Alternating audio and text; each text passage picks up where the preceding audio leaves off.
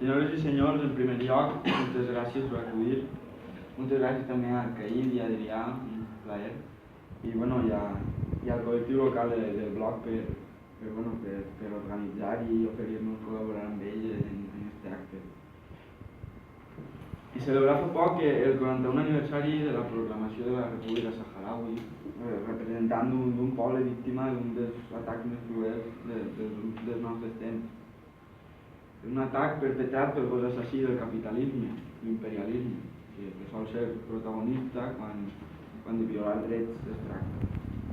Des de la nostra humil situació donem tot el suport possible al poble saharaui, condemnem les accions criminals del Marroc i dels altres països agressors i exigim una resposta contundent de la comunitat internacional.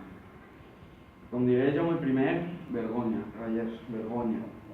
Vergonya d'un món amb uns trossos de paper i de metall malmès que vides humanes. Vergonya d'un món que calla i baixa el cap davant les entitats financeres.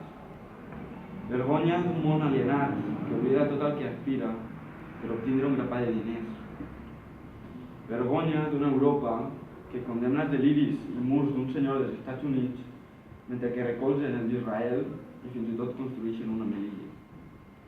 Vergonya d'un govern que mira cap a un altre costat després que el nostre benvolgut Borbó venera una nació sencera al Marroc i dels altres països.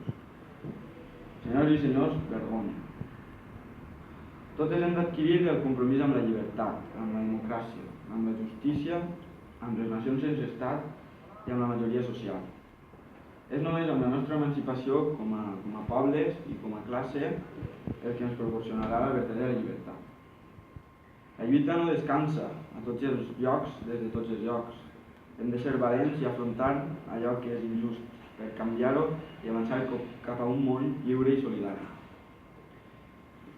Acaba citant a Josep Nadal, acostumats a no escoltar, acostumats a callar massa. Hem desaprès a deduir, desaprenguerem a pensar que la resposta col·lectiva no és possible o impossible, és necessari. Visca el poble saharaui, visca la terra.